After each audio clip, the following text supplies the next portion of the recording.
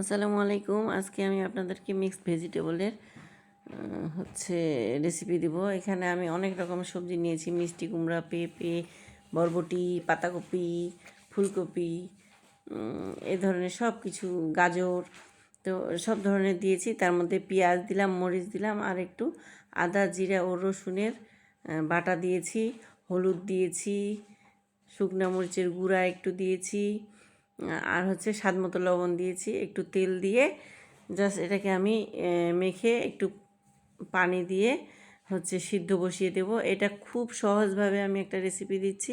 এটা খেতে দুর্দান্ত লাগে এবং যারা রান্না করতে পারে না, নতুন রাঁধুনি, তারাও এটা এইভাবে করে রান্না করলে অনেক ভালো হবে।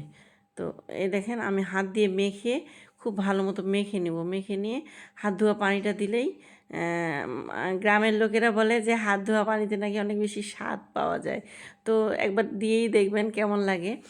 তো দেখেন, আমরা এইভাবে করে এটাকে সিদ্ধ দিয়ে চাপিয়ে দিয়েছি। আর এখানে শুকনো মরিচ, পেঁয়াজ আর রসুন, 2-3টা রসুন থেতো করে দিয়েছি। যখন লাল কালারের ব্রাউন কালার হয়ে যাবে, তখন আমরা এই যে সামান্য জিরা দিলাম এবং পাঁচফোড়ন আমি দিয়ে জাস্ট যখন নামানোর আগে আগে এটা আমি দিয়ে দিব। দিয়েই আমার সেদ্ধ সবজিটা আমি কয়েকবার নাড়াচাড়া করেছি এর মধ্যে, এবং পানিটাকে শুকিয়ে নিয়েছি, মাখো মাখো হয়ে গেছে। এই দেখেন, এটা দিয়ে দিলেই কিন্তু আমাদের একটা খুব সুন্দর ভেজিটেবল হয়ে গেল। রান্নাটা খুবই সহজ, কিন্তু এটা খেতে দুর্দান্ত লাগে। পরোটা, পোলাও এবং ভাতের সাথে ছোট বড় সকলেই খেতে পছন্দ করে।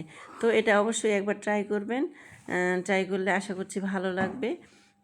খেয়ে অবশ্যই আমাকে রিভিউ দিবেন। তো ততক্ষণ পর্যন্ত ভালো থাকবেন। আল্লাহ হাফেজ।